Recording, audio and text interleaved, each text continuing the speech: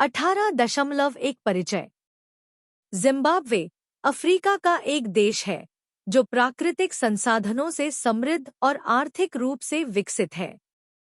जब यह ब्रिटिश शासन के अधीन था तब इसे दक्षिणी रोडेशिया कहा जाता था, लेकिन लंबे संघर्ष के बाद 18 अप्रैल 1980 को इसे आज़ादी मिली। अपेक्षाकृत युवा होने के बावजूद जिम्बाब्वे ने सहारा रेगिस्तान के दक्षिण में अन्य अफ्रीकी देशों की तुलना में आर्थिक रूप से प्रगति की है।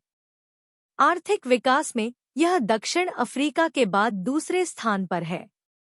जिम्बाब्वे एक संक्रमण चरण में है, जो अन्य देशों पर निर्भर रहने से हटकर उद्योग में आत्मनिर्भर बनने की ओर बढ़ रहा है। पाठ का यह भाग जिम्बाब्वे की जनसांख्यिकी, इतिहास और सामाजिक-आर्थिक पृष्ठभूमि के बारे में बात करता है। यह अपनी स्थिति को बेहतर ढंग से समझने के लिए जिम्बाब्वे की तुलना दक्षिणी अफ्रीका के अन्य क्षेत्रों से भी करता है। पाठ में जिम्बाब्वे की वर्तमान सामाजिक, राजनीतिक और आर्थिक स्थिति पर विस्तार से चर्चा की गई है, जिससे पाठकों को देश की विकास स्थिति को समझने में मदद मिलेगी। 18.2 ऐतिहासिक और सामाजिक-आर्थिक पृष्ठभूमि। भूगोल। जिम्बाब्वे दक्षिणी अफ्रीका में एक देश है जो दक्षिण में दक्षिण अफ्रीका, पश्चिम में बोत्सवाना, पूर्व में मोजाम्बिक और उत्तर में जाम्बिया से घिरा हुआ है। इसका क्षेत्रफल 391,090 वर्ग किलोमीटर है, जो कोलोराडो से थोड़ा बड़ा है। 1,100,000 की आबादी के साथ हरारे राजधानी और सबसे बड़ा शहर दोनों है। यह देश दुर्लभ खनिजों से समृद्ध है और यहाँ खेती के लिए अच्छी जलवायु है, इसलिए इसकी अर्थव्यवस्था खनन और कृषि दोनों पर निर्भर करती है। लोग। जिम्बाब्वेवासी मुख्य रूप से दो जातीय समूहों से संबंधित हैं, शोना, जो जनसंख्या का 74% है, और नेडेबेले, जो 20% है। काले अफ्रीकियों और एशियाई सहित अन्य जातीय समूह 4% हैं, जबकि गोरे 1% से कुछ अधिक हैं। अंग्रेजी आधिकारिक भाषा है, लेकिन वहाँ एंडेबेले, सिंडेबेले, शोना और विभिन्न आदिवासी भाषाएं भी बोली जाती हैं। इतिहास। जिम्बाब्वे का अतीत 9वीं शताब्दी ईस्वी तक फैला हुआ है। वह समय था जब प्रभावशाली संरचनाओं का निर्माण किया गया था, जो एक प्रारंभिक और समृद्ध सभ्यता का प्रतीक था। इनमें से सबसे उल्लेखनीय ग्रेट स्टोन हाउस या ग्रेट जिम्बाब्वे है, जिससे देश का नाम पड़ा है। हालांकि इन संरचनाओं की भव्यता के बावजूद इनके लिए जिम्मेदार सभ्यता संभवतः सहस्राब्दी के अंत तक टिक नहीं पाई। ग्रेट जिम्बाब्वे के निर्माण के लगभग 900 साल बाद 1888 में जिम्बाब्वे के ब्रिटिश औपनिवेशिक शासन के अधीन आने पर कई अन्य स्थल स्थापित किए गए।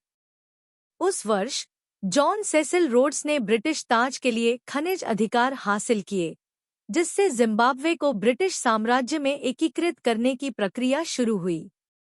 उनकी उपलब्धियों को देखते हुए उनके नाम पर इस क्षेत्र का नाम रोडेशिया रखा गया। एक उपनिवेश होने के बावजूद रोडेशिया में कुछ हद तक स्वशासन और कथित स्वायत्तता थी।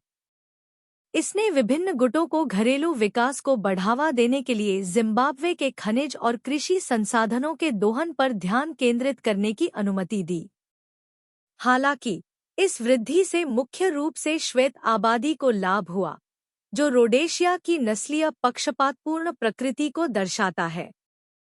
स्वायत्तता और नस्लवाद की यह धारणा बाद के वर्षों में देश के राजनीतिक प्रक्षेप पथ को महत्वपूर्ण रूप से प्रभावित करेगी।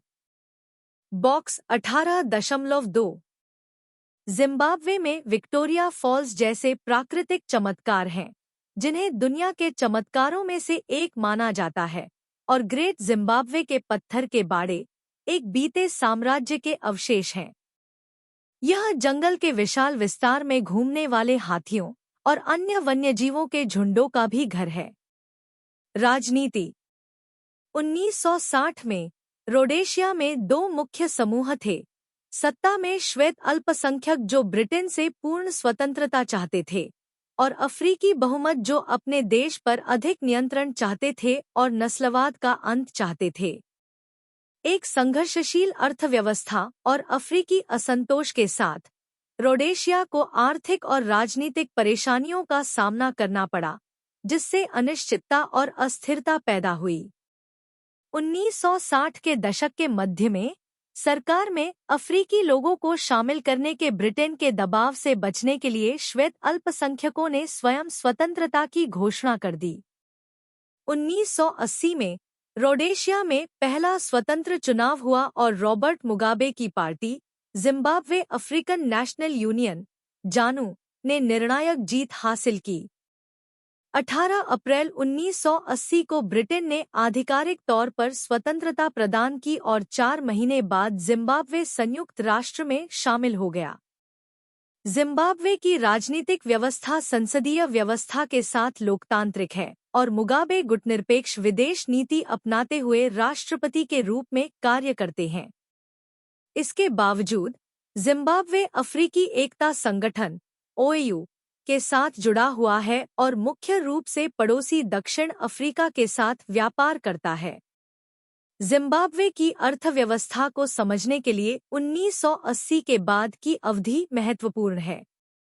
अर्थव्यवस्था। जिम्बाब्वे में महत्वपूर्ण आर्थिक क्षमता है। आज़ादी से पहले इसने अपने खनन क्षेत्र को विकसित करने पर ध्यान केंद्रित किया, जिससे यह अफ्रीका के सबसे उन्नत क्षेत्रों में से एक बन गया।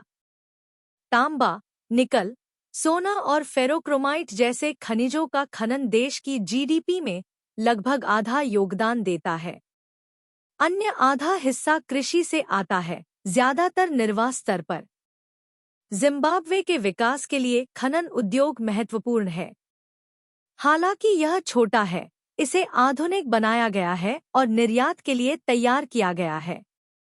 पक्की सड़कें जैसे बुनियादी ढांचे खदानों और संबंधित उद्योगों को जोड़ते हैं और कुशल कार्यबल सुनिश्चित करने के लिए आसपास के क्षेत्रों का विकास किया जाता है। जिम्बाब्वे कपड़ा जैसे उत्पादों के लिए गुटनिरपेक्ष व्यापार में भी संलग्न है, जिससे किसी एक व्यापारिक भागीदार पर निर्भरता कम हो जाती है। चिंतन और कार्रवाई 18.1 वर्तमान जिम्बाब्वे को समझने के लिए एक संक्षिप्त ऐतिहासिक परिप्रेक्ष्य दीजिए। शीर्षक: वर्तमान जिम्बाब्वे को समझना, एक ऐतिहासिक परिप्रेक्ष्य।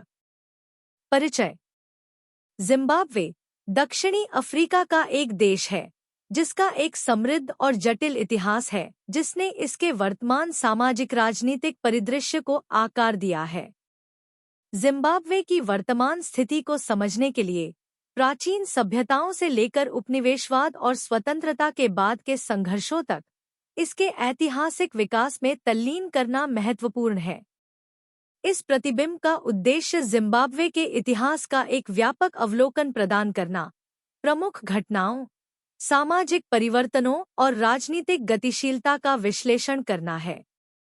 ऐतिहासिक संदर्भ की जांच करके हम आज जिम्बाब्वे के सामने आने वाली चुनौतियों और अवसरों को बेहतर ढंग से समझ सकते हैं। प्राचीन सभ्यताएं और प्रारंभिक बस्तियां। जिम्बाब्वे का इतिहास प्राचीन काल का है, जब इस क्षेत्र में विभिन्न बंटूभाषी लोग रहते थे। उनमें से शोना लोग प्रमुख जातीय समूहों में से एक के रूप में उभरे, जिन्होंने ग्रेट जिम्बाब्वे जैसे शक्तिशाली साम्राज्य की स्थापना की। 11वीं और 15वीं शताब्दी के बीच निर्मित ग्रेट जिम्बाब्वे इस क्षेत्र में व्यापार, वाणिज्य और संस्कृति का एक महत्वपूर्ण केंद्र था। ग्रेट जिम्बाब्वे की प्रभावशाली पत्थर की संरचनाएं उस उन्नत सभ्यता की गवाही देती हैं जो कभी वहां पनपी थी, जो वास्तुशिल्प कौशल और आर्थिक समृद्धि का प्रदर्शन करती थी। उपनिवेशवाद और ब्रिटिश काल। यूरोपीय उपनिवेशवादियों, विशेषकर ब्रिटिशों के आगमन ने जिम्बाब्वे के इतिहास की दिशा को महत्वपूर्ण रूप से बदल दिया।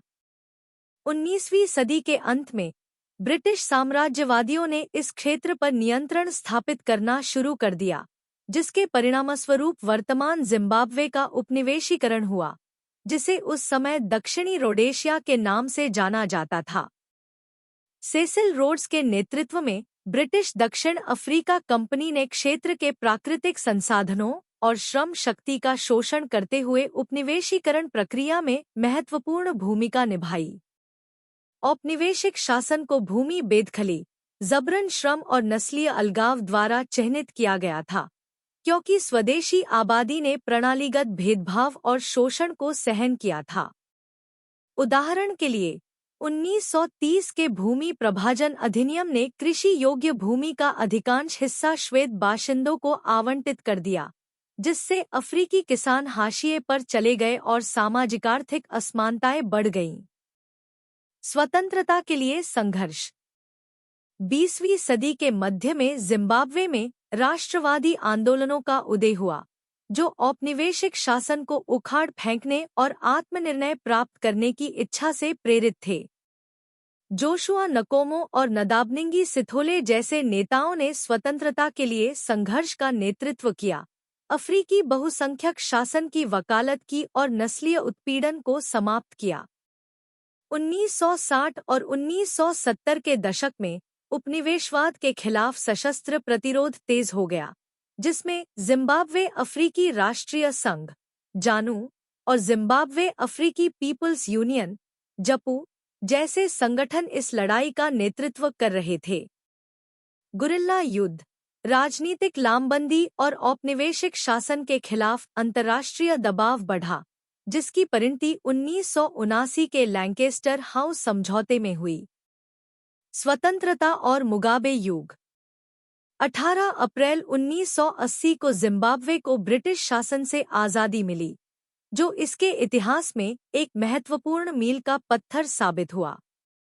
मुक्ति संग्राम के एक प्रमुख व्यक्ति रॉबर्ट मुगाबे देश के पहले प्रधानमंत्री और बाद में राष्ट्रपति बने। स्वतंत्रता के बाद की अवधि शुरू में राष्ट्र निर्माण, सुलह और सामाजिक-आर्थिक विकास पर केंद्रित प्रयासों के साथ जिम्बाब्वे के लिए आशाजनक रही। हालांकि मुगाबे का नेतृत्व जल्द ही अधिनायकवाद और आर्थिक कुप्रबंधन की ओर झुक गया, जिससे संकटों की एक श्रृंखला शुरू हो गई जो आने वाले दशकों में जिम्बाब्वे के प्रक्षेप पथ को आकार देगी। विवादास्पद भूमि सुधारों के कार्यान्वयन, जिसमें श्वेत स्वामित्व वाले खेतों को जब्त करना और काले जिम्बाब्वेवासियों को पुनर्वितरित करना शामिल था, ने घरेलू उथल-पुथल और अंतर्राष्ट्रीय निंदा को जन्म दिया। आर्थिक अस्थिरता, अत्यधिक मुद्रास्फीति और व्यापक गरीबी ने देश को त्रस्त कर दिया, जिससे सामाजिक तनाव और राजनीतिक अशांति बढ़ गई। 21वीं सदी की चुनौतियां। 21वीं सदी की शुरुआत में जिम्बाब्वे को राजनीतिक दमन, मानवाधिकारों के हनन और चुनावी अनियमितताओं सहित कई चुनौतियों से जूझना पड़ा। लोकतांत्रिक सुधारों और नेतृत्व की जवाबदेही की बढ़ती मांग के बावजूद सत्ता पर मुगाबे की पकड़ मजबूत बनी रही। विपक्षी दलों, नागरिक समाज संगठनों और स्वतंत्र मीडिया पर कार्रवाई ने लोकतांत्रिक सिद्धांतों को और कमजोर कर दिया और सरकार में जनता का विश्वास कम कर दिया। भ्रष्टाचार, कुप्रबंधन और बाहरी प्रतिबंधों के कारण आर्थिक मंदी और भी बदतर हो गई। जिम्बाब्वे ने आवश्यक वस्तुओं की भारी कमी, मुद्रा अवमूल्यन और अपने अधिकांश नागरिकों के जीवन स्तर में गिरावट का अनुभव किया। प्रमुख उद्योगों के पतन के साथ साथ कुशल पेशेवरों के पलायन ने अर्थव्यवस्था को पुनर्जीवित करने और सतत विकास को बढ़ावा देने के प्रयासों में बाधा उत्पन्न की। भविष्य के लिए संक्रमण और आशा। पिछले 10 वर्षों में केवल पूर्वी और दक्षिण एशिया में प्रति व्यक्ति आय में 2% से अधिक की वृद्धि देखी गई। लैटिन अमेरिका में 1% से कम वृद्धि हुई, जबकि अन्य सभी विकासशील क्षेत्रों में नकारात्मक वृद्धि हुई। उपसहारा अफ्रीका का प्रदर्शन सबसे खराब रहा, जहां प्रति व्यक्ति आय में हर साल लगभग 3% की गिरावट आई। इस खराब प्रदर्शन के बावजूद IMF के हालिया अनुमान बताते हैं कि उपसहारा अफ्रीका में विकास में तेजी आई है। यह 1994 में 2.1% से बढ़कर 1995 में 5.0% और 1996 में 5.5% हो गया। यदि ये अनुमान सही हैं, तो उपसहारा अफ्रीका की वृद्धि अब वैश्विक औसत से अधिक है और सभी विकासशील देशों के औसत से थोड़ा कम है। यह सुधार मुख्यतः दक्षिणी अफ्रीका, विशेषकर दक्षिण अफ्रीका और जिम्बाब्वे के देशों के कारण है।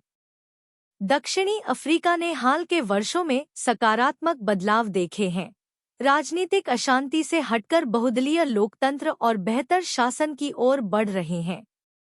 आर्थिक सुधार और संरचनात्मक समायोजन की नीतियां भी हो रही हैं, जिससे पूरे क्षेत्र में आर्थिक नीतियों में अधिक संरेखण हो रहा है। सरकारी भागीदारी को कम करने और निजी क्षेत्र को बढ़ावा देने के महत्व की समझ बढ़ रही है। ये परिवर्तन रंगभेद के बाद दक्षिणी अफ्रीका में शांति और स्थिरता के एक नए युग का संकेत देते हैं, जिससे दीर्घकालिक आर्थिक विकास तेज हो सकता है। प्रमुख अंतर्राष्ट्रीय बाजारों और व्यापार समूहों के नजरिए से दक्षिणी अफ्रीका को एक आशाजनक बाजार के रूप में देखा जाता है। क्षेत्रीय सकल घरेलू उत्पाद $140 बिलियन पर अपेक्षाकृत छोटा है, लेकिन विकास की महत्वपूर्ण संभावना है।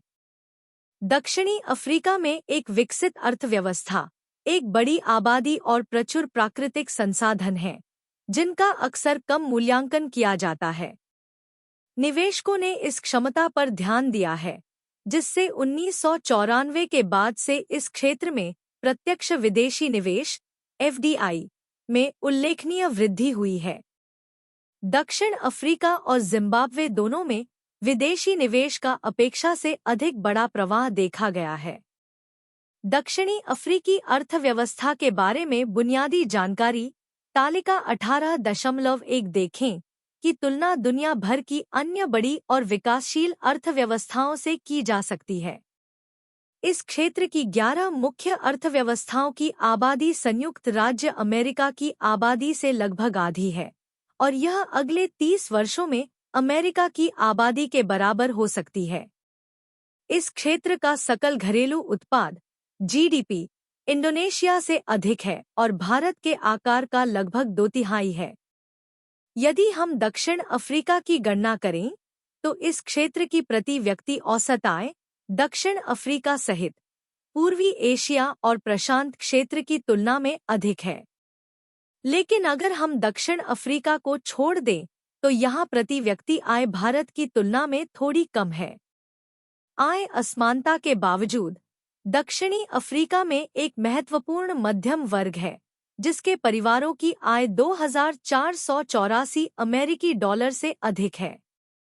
दक्षिण अफ्रीका की अर्थव्यवस्था बड़ी है और इस क्षेत्र में महत्वपूर्ण भूमिका निभाती है।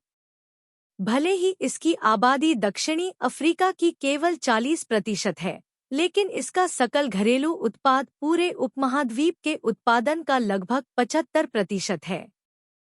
पहले दक्षिण अफ्रीका को इस क्षेत्र में पूरी तरह से एकीकृत करने में राजनीतिक बाधाएं थीं, लेकिन इन बाधाओं को दूर किया जा रहा है। दक्षिण अफ्रीका में लोकतंत्र की ओर परिवर्तन के कारण व्यापार और वित्तीय प्रतिबंध हट गए। वैश्विक बाजारों तक बेहतर पहुंच के साथ दक्षिण अफ्रीका अपनी आर्थिक रणनीति का पुनर्मूल्यांकन कर रहा है। नई सरकार के विकास को गति देने के लिए आंतरिक केंद्रित नीतियों से दूर जाने और व्यापार पर अधिक ध्यान केंद्रित करने की संभावना है। चिंतन और कार्रवाई 18.2 दक्षिणी अफ्रीकी अर्थव्यवस्था पर चर्चा करें और इसमें जिम्बाब्वे की भूमिका पर जोर दें। शीर्षक: दक्षिणी अफ्रीकी अर्थव्यवस्था की गतिशीलता, जिम्बाब्वे की भूमिका और प्रभाव। परिचय: दक्षिणी अफ्रीका विविध अर्थव्यवस्थाओं, समृद्ध प्राकृतिक संसाधनों और जटिल सामाजिक राजनीतिक परिदृश्यों वाला क्षेत्र है। इस गतिशील क्षेत्र में बसे जिम्बाब्वे ने दक्षिणी अफ्रीका के आर्थिक आख्यान को आकार देने में महत्वपूर्ण भूमिका निभाई है। इस प्रतिबिंब का उद्देश्य दक्षिणी अफ्रीकी अर्थव्यवस्था को परिभाषित करने वाले कारकों की जटिल परस्पर क्रिया को समझना है, जिसमें जिम्बाब्वे की भूमिका पर विशेष जोर दिया गया है। ऐतिहासिक संदर्भ: दक्षिणी अफ्रीका के भीतर जिम्बाब्वे की समकालीन आर्थिक स्थिति को समझने के लिए इसके ऐतिहासिक संदर्भ में जाना जरूरी है। जिम्बाब्वे, जिसे पहले रोडेशिया के नाम से जाना जाता था, उपनिवेशवाद से स्वतंत्रता तक एक उथल-पुथल भरी यात्रा से गुजरा। इसकी अर्थव्यवस्था औपनिवेशिक शासन की शोषणकारी संरचनाओं के साथ गहराई से जुड़ी हुई थी। स्वतंत्रता के बाद जिम्बाब्वे ने कृषि उत्पादकता और औद्योगिकरण से प्रेरित आर्थिक विकास के दौर का अनुभव किया। हालांकि राजनीतिक अस्थिरता और गुमराह आर्थिक नीतियों के कारण 1990 के दशक के अंत में मंदी आई, जिसमें अत्यधिक मुद्रास्फीति और प्रमुख उद्योगों का पतन हुआ। दक्षिणी अफ्रीकी आर्थिक परिदृश्य। दक्षिणी अफ्रीकी क्षेत्र विविध प्रकार की अर्थव्यवस्थाओं का दावा करता है, जिनमें दक्षिण अफ्रीका जैसे खनिज समृद्ध देशों से लेकर जाम्बिया और मोजाम्बिक जैसे कृषि महाशक्तियों तक शामिल हैं। दक्षिणी अफ्रीकी विकास समुदाय (SADC) क्षेत्रीय सहयोग और एकीकरण के लिए एक मंच के रूप में कार्य करता है, जिसका लक्ष्य आर्थिक विकास और सामाजिक प्रगति को बढ़ावा देना है। इस संदर्भ में जिम्बाब्वे अपने ऐतिहासिक महत्व, प्राकृतिक संसाधनों और भूराजनीतिक प्रभाव के कारण एक अद्वितीय स्थान रखता है। जिम्बाब्वे की आर्थिक चुनौतियां। अपनी क्षमता के बावजूद जिम्बाब्वे को कई आर्थिक चुनौतियों का सामना करना पड़ता है, जो व्यापक दक्षिणी अफ्रीकी अर्थव्यवस्था में इसके एकीकरण में बाधा डालती हैं। भूमि सुधार की विरासत, जिसमें श्वेत किसानों से काले जिम्बाब्वेवासियों को कृषि भूमि का पुनर्वितरण शामिल है, का कृषि उत्पादकता और खाद्य सुरक्षा पर गहरा प्रभाव पड़ा है। इसके अतिरिक्त शासन संबंधी मुद्दों, भ्रष्टाचार और निवेश की कमी ने आर्थिक विकास को बाधित किया है और विदेशी निवेशकों को हतोत्साहित किया है। कृषि की भूमिका। कृषि जिम्बाब्वे की अर्थव्यवस्था की आधारशिला बनी हुई है, जो आबादी के एक महत्वपूर्ण हिस्से को रोजगार देती है और घरेलू खपत और निर्यात राजस्व दोनों में योगदान देती है। हालांकि यह क्षेत्र अक्षमताओं, बुनियादी ढांचे में निवेश की कमी और जलवायु परिवर्तन के कारण प्रतिकूल मौसम की स्थिति के कारण खराब हो गया है। इन चुनौतियों से निपटना न केवल जिम्बाब्वे की आर्थिक स्थिरता के लिए बल्कि पूरे क्षेत्र में खाद्य सुरक्षा सुनिश्चित करने के लिए भी महत्वपूर्ण है। खनिज संपदा और संसाधन निष्कर्षण।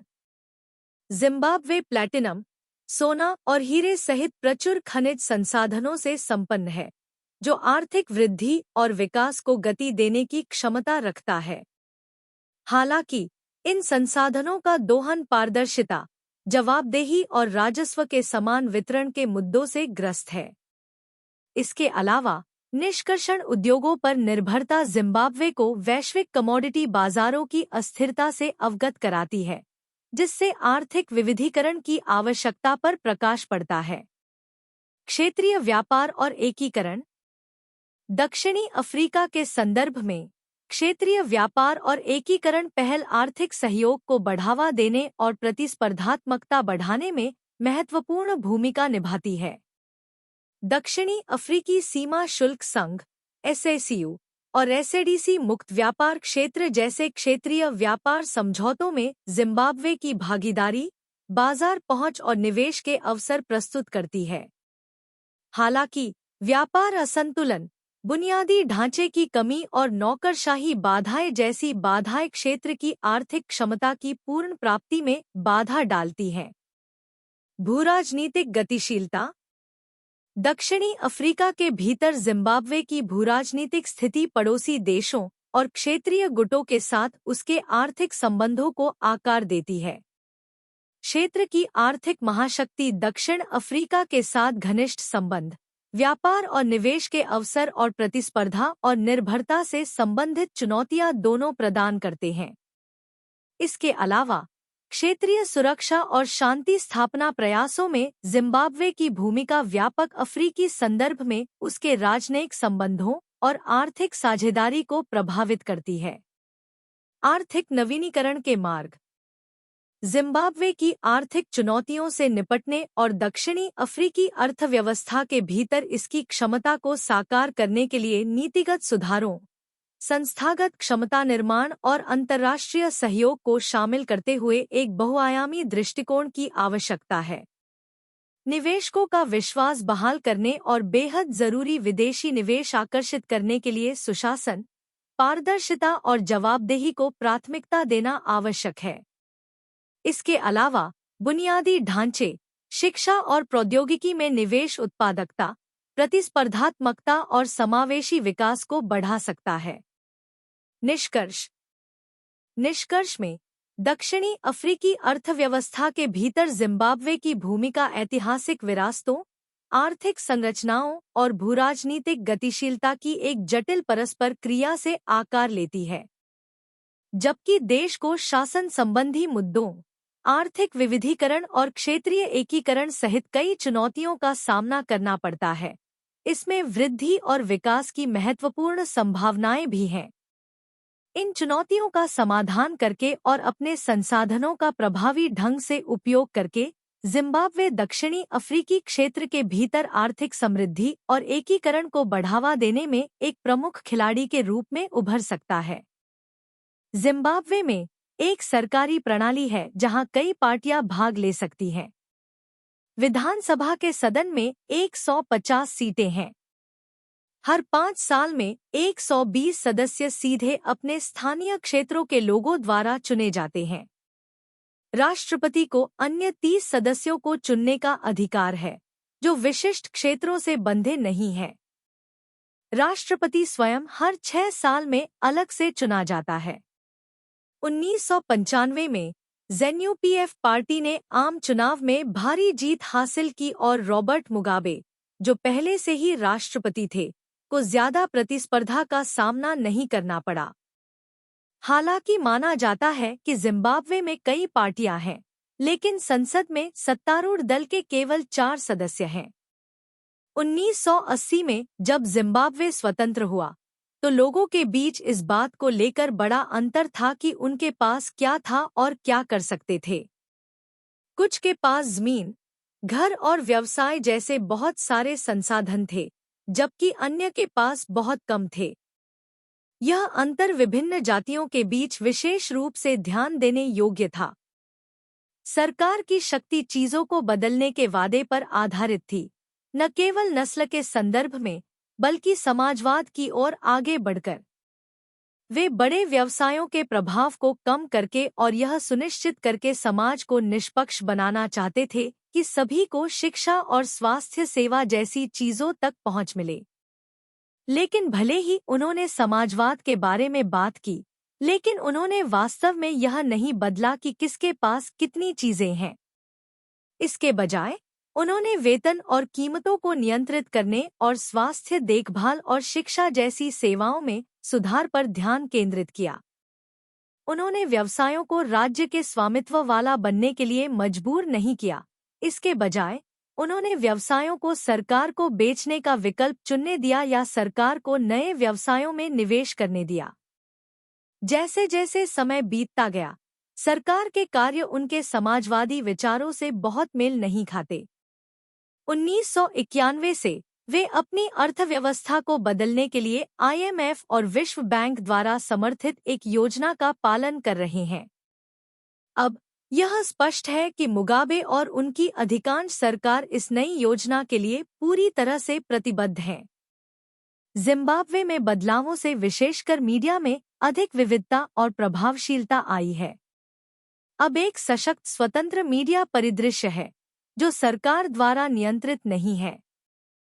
सरकार ने इस स्वतंत्र मीडिया या किसी अन्य वैध समूह को बंद करने की कोशिश नहीं की है। साथ ही कुछ निजी क्षेत्र समूह सरकारी निर्णयों को आकार देने में प्रभावशाली हो गए हैं। जिम्बाब्वे पहले से ही कानून द्वारा कई राजनीतिक दलों को अनुमति देता है, लेकिन ज़ेनु-पीएफ पार्टी अभी भी हावी है।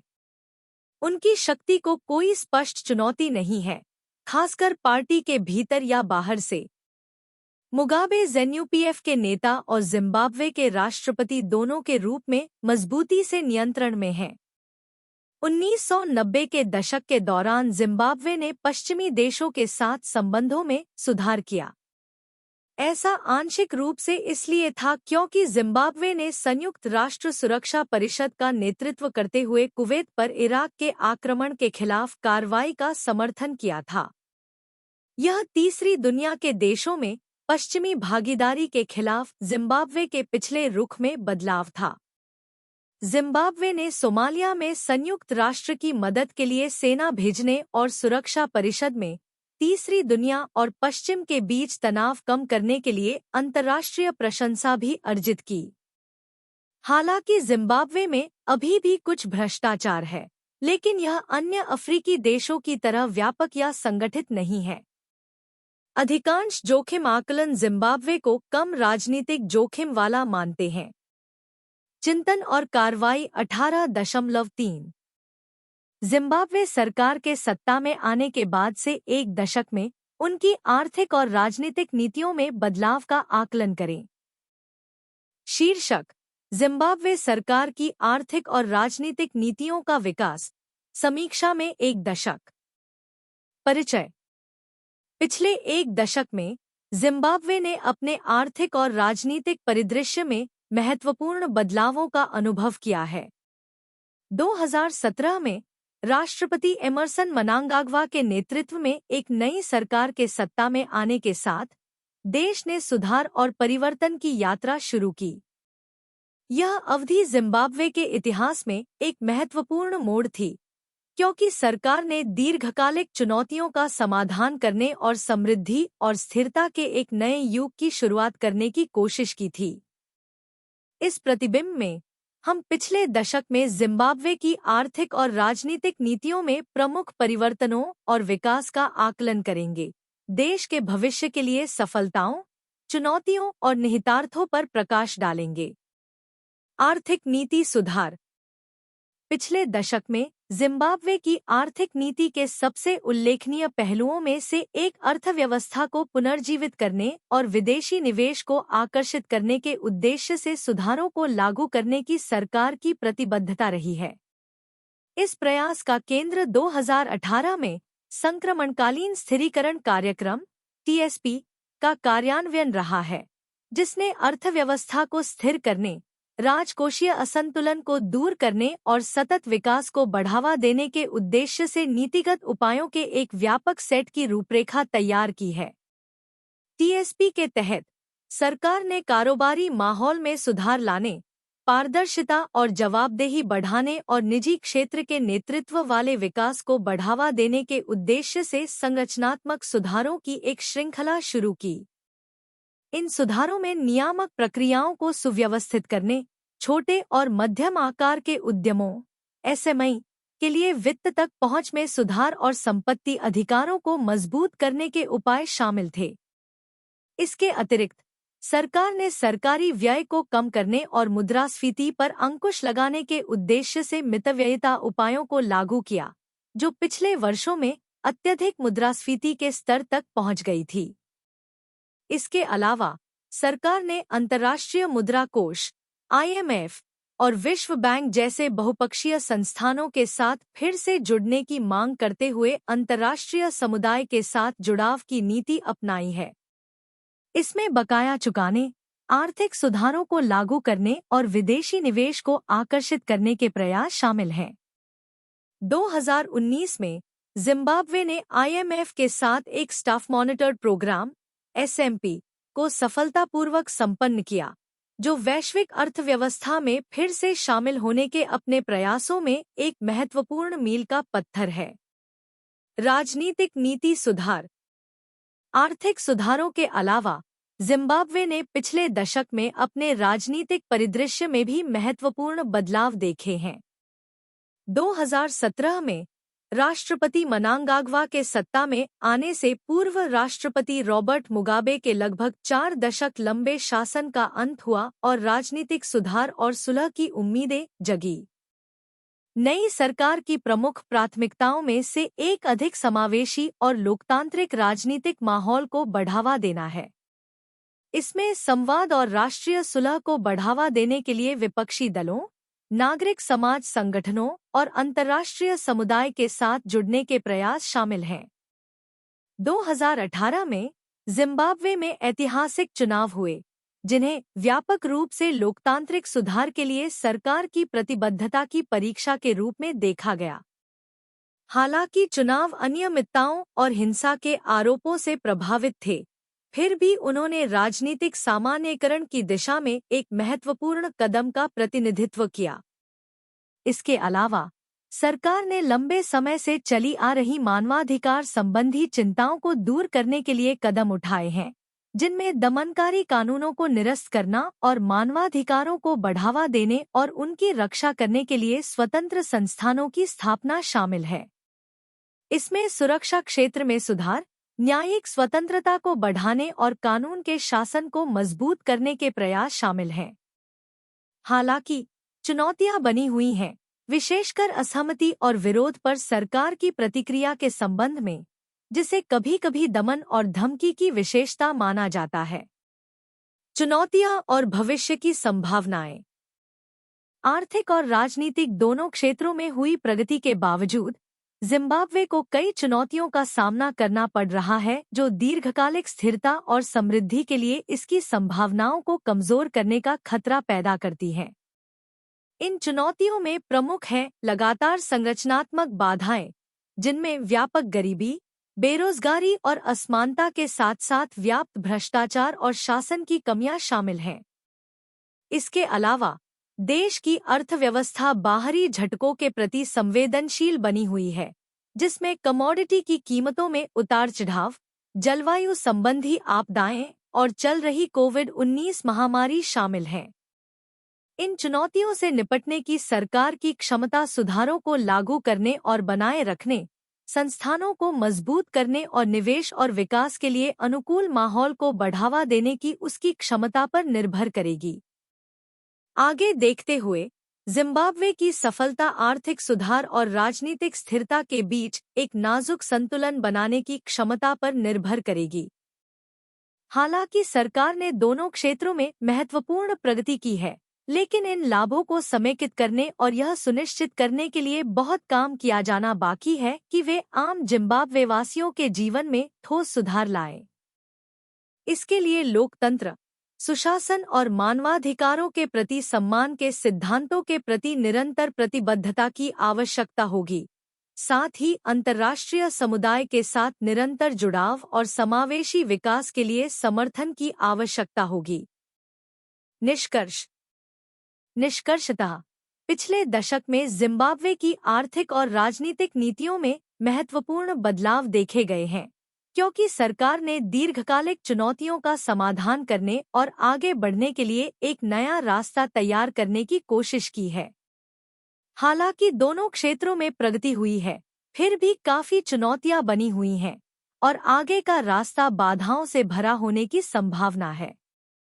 फिर भी सतर्क आशावाद के कारण है, क्योंकि जिम्बाब्वे में वृद्धि और विकास की काफी संभावनाएं हैं।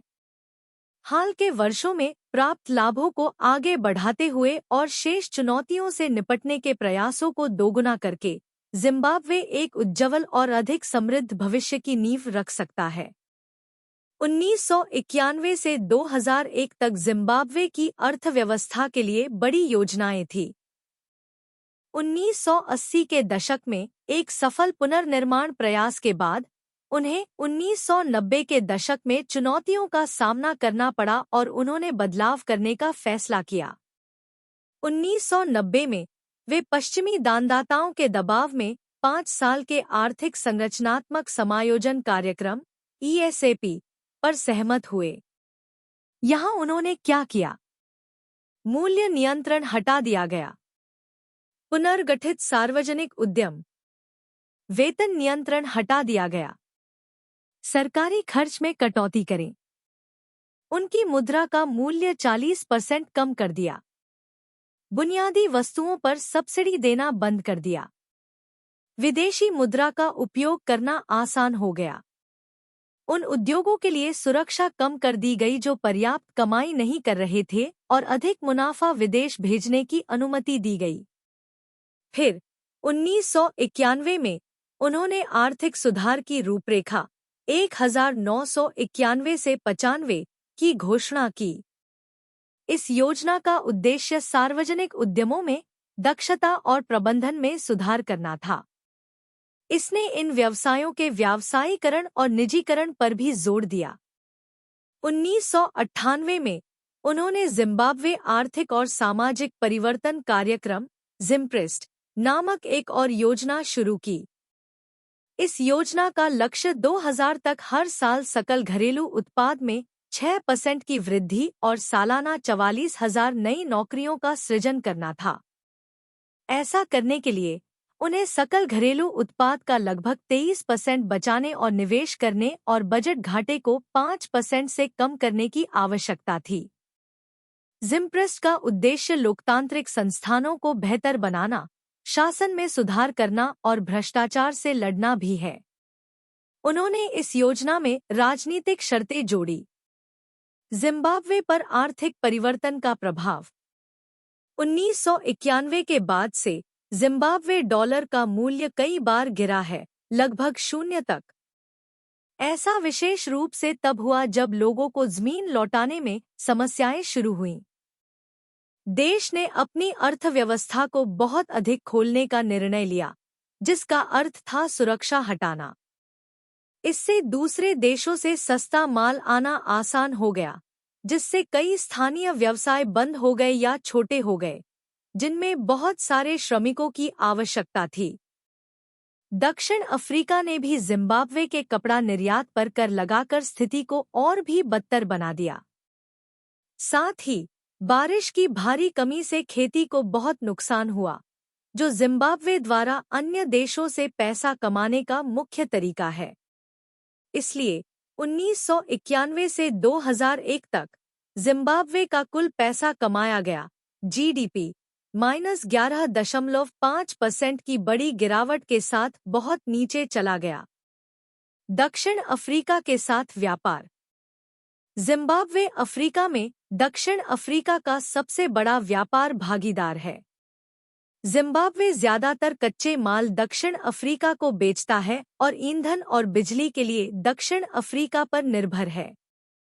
दक्षिण अफ्रीका जिम्बाब्वे को अन्य तरीकों की तुलना में अधिक चीजें बनाता और बेचता है। अपने स्वयं के व्यवसायों की सुरक्षा के लिए दक्षिण अफ्रीका के नियमों का मतलब है कि जिम्बाब्वे के उत्पाद उतने सस्ते नहीं हैं, जिसने 1990 के दशक में जिम्बाब्वे की अर्थव्यवस्था को भी नुकसान पहुंचाया था। कोई नौकरियां नहीं। बहुत से लोगों के पास नौकरियां नहीं हैं और कौशल वाले कई युवा वर्षों से जिम्बाब्वे छोड़ रहे हैं। वे दक्षिण अफ्रीका, ब्रिटेन, अमेरिका और यहाँ तक कि ऑस्ट्रेलिया भी जाते हैं, क्योंकि उन्हें घर पर काम नहीं मिलता है। आर्थिक नियमों में बदलाव से लोगों के लिए नौकरियां ढूंढना कठिन हो गया है। आप देख सकते हैं कि बेरोजगारी की समस्या कितनी गंभीर है जब आप यह देखते हैं कि कितने लोगों के पास औपचारिक नौकरियां थी। 1965 में प्रत्येक 100 में से 18 लोगों के पास औपचारिक नौकरियां थी, लेकिन 1996 तक यह घटकर प्रत्येक 100 में से केवल 12 रह गई। बेरोजगारी के बारे में अधिक जानकारी। 1990 में जिम्बाब्वे ने अपनी अर्थव्यवस्था में बड़े बदलाव करना शुरू कर दिया और फिर 1991 से 92 में वास्तव में भयानक सूखा पड़ा, जिससे लगभग 70% लोग प्रभावित हुए जो ग्रामीण क्षेत्रों में रहते थे और खेती पर निर्भर थे। यह बहुत बड़ी आपदा थी। बहुत से लोग काम की तलाश में शहरों की ओर चले गए। फिर 1995 से 96 में एक और सूखा पड़ा, जिससे हालात और भी बदतर हो गए। 1995 तक एड्स अधिक लोगों को बीमार कर रहा था और मर रहा था, इसलिए परिवारों को एक दूसरे की अधिक मदद करनी थी, खासकर उन बच्चों की जिनके माता-पिता मर चुके थे। 1995 के बाद से हालात लगातार बदतर होते जा रहे हैं। अखबार इस बारे में बहुत चर्चा करते हैं कि कितने लोगों की नौकरियां चली गईं, व्यवसाय बंद हो रहे हैं और अधिक लोगों को काम नहीं मिल पा रहा है। कीमतें भी बढ़ती जा रही हैं। 1990 में 15% से 1999 में 70% और 2000 में 56%। विशेषज्ञों का मानना है कि 2002 तक जिम्बाब्वे में 70% लोगों के पास नौकरियां नहीं होंगी। वे कहते हैं कि अगर हर कोई श्रमिक, व्यवसाय और सरकार नौकरियों के लिए अधिक अवसर नहीं बनाते हैं तो चीजें और भी बदतर हो जाएंगी। गरीबी बढ़ना। जिम्बाब्वे में अभी भी दुनिया के सबसे असमान आय वितरणों में से एक है। खर्च करने की आदतों पर एक अध्ययन से पता चलता है कि जहां सबसे अमीर 20% आबादी 55.7% संसाधनों का उपयोग करती है, वहीं सबसे गरीब 20% के पास केवल 4.6% तक पहुंच है। मानव विकास रिपोर्ट 2005। ईएसएपी के कारण जिम्बाब्वे में गरीबी का स्तर बढ़ गया है। 1995 1995 में जिम्बाब्वे सरकार द्वारा किए गए एक गरीबी मूल्यांकन अध्ययन में पाया गया कि 62% लोग गरीबी में जी रहे थे। इस रिपोर्ट के अनुसार 42% परिवार खाद्य गरीबी रेखा से नीचे थे, जबकि 62% के पास बुनियादी जरूरतों को पूरा करने के लिए पर्याप्त आय थी। साथ ही अध्ययन से पता चला कि ग्रामीण क्षेत्रों में गरीबी अधिक आम है, जहां 72% परिवारों की आय कुल उपभोग गरीबी रेखा से नीचे थी, जबकि शहरी क्षेत्रों में यह 46% थी। राजनीतिक असंतोष। सार्वजनिक व्यय में कटौती के कारण कई सार्वजनिक सब्सिडी समाप्त हो गईं। शिक्षा और स्वास्थ्य के लिए शुल्क की शुरुआत हुई, जिससे ये आवश्यक सेवाएं गरीबों के लिए अप्राप्य हो गईं। उच्च मुद्रास्फीति। जीवनयापन की बढ़ती लागत और वास्तविक मजदूरी में कमी के साथ साथ इससे न केवल व्यापक गरीबी पैदा हुई, बल्कि वर्तमान जानू-पीएफ सरकार से मोहभंग भी हुआ। चिंतन और कार्रवाई 18.4। जिम्बाब्वे द्वारा अपनाई गई आर्थिक नीतियां क्या थीं? आर्थिक संकट और उस संकट से उबरने के लिए किए गए सुधारों पर भी चर्चा करें। शीर्षक: जिम्बाब्वे में आर्थिक नीतियां, संकट और सुधार, एक प्रतिबिंब। परिचय। जिम्बाब्वे, जिसे कभी अफ्रीका की रोटी की टोकरी माना जाता था, ने पिछले कुछ दशकों में भारी आर्थिक उतार-चढ़ाव का अनुभव किया है। यह प्रतिबिंब जिम्बाब्वे द्वारा अपनाई गई आर्थिक नीतियों, उसके बाद आए संकट और अशांत समय से निपटने के लिए किए गए सुधारों पर प्रकाश डालता है। जिम्बाब्वे में आर्थिक नीतियां। जिम्बाब्वे के आर्थिक प्रक्षेप पथ को क्रमिक सरकारों द्वारा कार्यान्वित विभिन्न नीतियों द्वारा आकार दिया गया है। आज़ादी के बाद के शुरुआती वर्षों 1980 के दशक में सरकार ने सुलह और पुनर्वितरण की नीति अपनाई। भूमि सुधार एक केंद्रीय फोकस था, जिसका लक्ष्य औपनिवेशिक युग के भूमि असंतुलन को सुधारना था। हालांकि इस नीति के कार्यान्वयन में दक्षता और पारदर्शिता की कमी थी, जिससे कृषि उत्पादकता में व्यवधान आया। 1990 के दशक के दौरान जिम्बाब्वे ने आईएमएफ और विश्व बैंक जैसे अंतर्राष्ट्रीय वित्तीय संस्थानों के दबाव में संरचनात्मक समायोजन कार्यक्रम (एसएपी) अपनाया। इन कार्यक्रमों का उद्देश्य अर्थव्यवस्था को उदार बनाना, राज्य के स्वामित्व वाले उद्यमों का निजीकरण करना और बाजारों को नियंत्रण मुक्त करना था। हालांकि सैप्स ने असमानताओं को बढ़ा दिया और अंतर्निहित संरचनात्मक मुद्दों को संबोधित करने में विफल रहे। 1990 के दशक के उत्तरार्ध में फास्ट ट्रैक भूमि सुधार कार्यक्रम की शुरुआत हुई, जिसमें पर्याप्त मुआवजे के बिना सफेद स्वामित्व वाले वाणिज्यिक खेतों का अधिग्रहण शामिल था। हालांकि इस नीति का उद्देश्य काले जिम्बाब्वेवासियों को भूमि का पुनर्वितरण करना था, लेकिन इसके परिणामस्वरूप व्यापक आर्थिक व्यवधान हुआ, जिसमें कृषि उत्पादन और विदेशी निवेश में महत्वपूर्ण गिरावट भी शामिल थी। जिम्बाब्वे में आर्थिक संकट। 2000 के दशक की शुरुआत में जिम्बाब्वे में एक गंभीर आर्थिक संकट की शुरुआत हुई, जिसमें अत्यधिक मुद्रास्फीति, बेरोजगारी और सकल घरेलू उत्पाद में तेज गिरावट शामिल थी। खराब प्रशासन, भ्रष्टाचार, आर्थिक कुप्रबंधन और मानवाधिकारों के उल्लंघन और विवादित चुनावों के कारण अंतर्राष्ट्रीय अलगाव जैसे कारकों से संकट बढ़ गया था। अत्यधिक मुद्रास्फीति अभूतपूर्व स्तर पर पहुंच गई। जिम्बाब्वे डॉलर लगभग बेकार हो गया। बुनियादी वस्तुएं दुर्लभ हो गईं और जीवन स्तर तेजी से बिगड़ गया। उद्योगों के ढहने से बेरोजगारी बढ़ गई और कृषि क्षेत्र, जो कभी अर्थव्यवस्था का एक स्तंभ था, भूमि जब्ती और अक्षमताओं से पीड़ित हो गया। संकट पर काबू पाने के लिए किए गए सुधार। आर्थिक संकट के जवाब में जिम्बाब्वे सरकार ने अर्थव्यवस्था को स्थिर करने और विकास को बहाल करने के उद्देश्य से सुधारों की एक श्रृंखला लागू की। एक महत्वपूर्ण सुधार 2009 में बहुमुद्रा प्रणाली को अपनाना था, जिसने जिम्बाब्वे डॉलर को अमेरिकी डॉलर और दक्षिण अफ्रीकी रैंड सहित विदेशी मुद्राओं की एक टोकरी से बदल दिया। इस कदम से अत्यधिक मुद्रास्फीति पर अंकुश लगाने और अर्थव्यवस्था में कुछ स्थिरता बहाल करने में मदद मिली। एक अन्य प्रमुख सुधार 2000 के दशक की शुरुआत में आर्थिक संरचनात्मक समायोजन कार्यक्रम (ESAP) का कार्यान्वयन था, जिसका उद्देश्य बाजारों को उदार बनाना, राज्य के स्वामित्व वाले उद्यमों का निजीकरण करना और सरकारी व्यय को कम करना था। हालांकि इन सुधारों की प्रभावशीलता राजनीतिक अस्थिरता और निहित स्वार्थों के प्रतिरोध के कारण सीमित थी।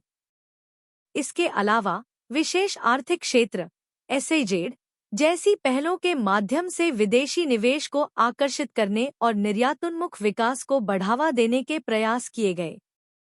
इन क्षेत्रों ने निवेशकों को आकर्षित करने के लिए कर प्रोत्साहन और सुव्यवस्थित नियमों की पेशकश की, विशेष रूप से खनन और विनिर्माण जैसे क्षेत्रों में।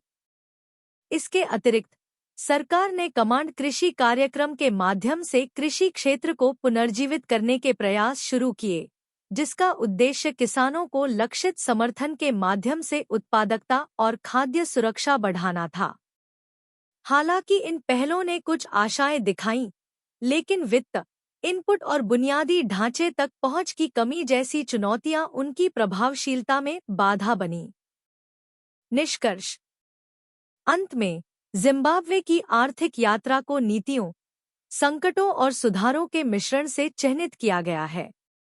आज़ादी के शुरुआती वर्षों से लेकर अत्यधिक मुद्रास्फीति और आर्थिक पतन के उथल-पुथल भरे समय तक देश को विकास के रास्ते पर कई चुनौतियों का सामना करना पड़ा है। हालांकि बहुमुद्रा प्रणाली को अपनाने और विदेशी निवेश को आकर्षित करने के प्रयासों जैसे सुधारों ने कुछ हद तक अर्थव्यवस्था को स्थिर करने में मदद की है, लेकिन गहरी जड़ें जमा चुके संरचनात्मक मुद्दे अनसुलझे हैं। आगे बढ़ते हुए जिम्बाब्वे को अपनी आर्थिक क्षमता का एहसास करने और अपने नागरिकों की आजीविका में सुधार करने के लिए शासन, भ्रष्टाचार और संरचनात्मक बाधाओं को दूर करने के लिए निरंतर प्रयास आवश्यक होंगे। अध्याय 18.7 गरीबी कम करने के उपाय। गरीबी का मुद्दा और इससे कैसे निपटा जाए, यह 1980 से जिम्बाब्वे में एक बड़ा विषय रहा है। लोग इस बारे में सोच रहे हैं कि इसे कैसे नियंत्रित किया जाए और अंततः इससे छुटकारा कैसे पाया जाए। सरकार पिछली असमानताओं को ठीक करने की कोशिश कर रही है। वे एक ऐसा समाज चाहते थे जहां सभी के साथ उचित व्यवहार किया जाए और किसी का फायदा न उठाया जाए। यह सत्तारूढ़ पार्टी जिम्बाब्वे अफ्रीकी national union, patriotic front (ZANU-PF) और 1980 में शुरू हुई सरकार का एक बड़ा लक्ष्य था। लेकिन आर्थिक संरचनात्मक समायोजन कार्यक्रम (ESAP) के साथ चीजें बदल गईं। जब ESAP शुरू हुआ, तो इसमें समायोजन के सामाजिक आयाम (SDA) और सामाजिक विकास निधि (SDF) नामक कुछ शामिल था। इनका उद्देश्य ESAP के बुरे प्रभावों से निपटने में मदद करना था। लेकिन फिर कुछ हुआ। SDA योजना और 1991/92 में पड़े सूखे से पता चला कि और अधिक करने की आवश्यकता है। इसलिए वे गरीबी उन्मूलन कार्य योजना (PAP) नामक एक नई योजना लेकर आए। उन्होंने दिसंबर 1993 में पेरिस में इस बारे में बात की। समायोजन कार्यक्रम के सामाजिक आयाम एसडीए के लक्ष्य हैं का देश की अर्थव्यवस्था में बदलाव के कारण उत्पन्न कठिन समय से निपटने में गरीब और कमजोर समूहों की मदद करना। बी सुनिश्चित करें कि परिवार और समुदाय इन परिवर्तनों का सामना कर सकें और फिर भी देश की नई आर्थिक योजनाओं का हिस्सा बन सकें। ग सुनिश्चित करें कि सरकार बहुत अधिक पैसा खर्च न करे लेकिन फिर भी शिक्षा और स्वास्थ्य सेवा को अच्छा बनाए रखे। इसके अलावा गैर सरकारी संगठनों, श्रमिक संघों और स्थानीय सरकारों जैसे अन्य समूहों से सहायता प्राप्त करें। घ जिम्बाब्वे में गरीबी कम करना और सबसे गरीब लोगों का जीवन बेहतर बनाना। यहाँ बताया गया है कि एसडीए कैसे काम करता है। रोजगार और प्रशिक्षण कार्यक्रम यह उन लोगों की मदद करता है जिन्होंने अपनी नौकरी खो दी है या विकलांग हैं। वे या तो दोबारा काम ढूंढने के लिए नई नौकरी कौशल सीख सकते हैं या अपना खुद का व्यवसाय शुरू करना सीख सकते हैं। सामाजिक सुरक्षा जाल कार्यक्रम यह उन गरीब लोगों की मदद करता है जो ऊंची कीमतों और सरकार से कम मदद से बुरी तरह प्रभावित होते हैं। इसमें शामिल है शिक्षा सहायता, उन परिवारों की मदद करना जो स्कूल की फीस वहन नहीं कर सकते। खाद्य सहायता, शहरी गरीब लोगों को पैसा देना जो ऊंची कीमतों के कारण भोजन खरीदने में सक्षम नहीं है। यह कार्यक्रम समाज कल्याण विभाग द्वारा चलाया जाता है, जिसके विभिन्न क्षेत्रों में कार्यालय हैं। चूंकि यह गरीब और कमजोर लोगों के लिए है, इसलिए यह चुनना महत्वपूर्ण है कि किसे सहायता मिलेगी, सावधानीपूर्वक। इसलिए कार्यक्रम के विभिन्न हिस्सों में यह चुनने के अलग अलग तरीके हैं कि किसे सहायता मिलेगी और उन्हें यह कैसे मिलेगी। जिम्बाब्वे में बहुत से लोगों को एचआईवी एड्स है, जो एक गंभीर बीमारी है। देश में लगभग 35% वयस्कों को यह बीमारी है। इससे अर्थव्यवस्था के लिए बड़ी समस्या पैदा हो रही है। इसकी वजह से परिवार और सरकार दोनों स्वास्थ्य देखभाल पर बहुत पैसा खर्च कर रहे हैं। इससे लोगों के लिए दीर्घावधि में विकास करना भी कठिन हो रहा है। इसका असर इस पर पड़ रहा है कि लोग कितना काम कर सकते हैं और देश कितना विकास कर सकता है। चिंतन और कार्य 18.5 जिम्बाब्वे गरीबी की समस्या से निपटने का प्रस्ताव कैसे देता है। इग्नू के एक छात्र के रूप में आइए गरीबी से निपटने के लिए जिम्बाब्वे की रणनीतियों पर गौर करें। कई विकासशील देशों की तरह जिम्बाब्वे को भी गरीबी से निपटने में बहुमुखी चुनौतियों का सामना करना पड़ता है। पिछले कुछ वर्षों में देश ने गरीबी उन्मूलन और सतत विकास को बढ़ावा देने के उद्देश्य से विभिन्न पहल और नीतियां लागू की हैं। इस प्रतिबिंब में हम जिम्बाब्वे के दृष्टिकोणों का पता लगाएंगे, उनकी प्रभावशीलता का आकलन करेंगे और सुधार के लिए संभावित क्षेत्रों का सुझाव देंगे। गरीबी से निपटने के लिए जिम्बाब्वे के प्रयास। आर्थिक विविधीकरण। जिम्बाब्वे एक ही क्षेत्र पर निर्भरता कम करने के लिए अपनी अर्थव्यवस्था में विविधता लाने के महत्व को पहचानता है।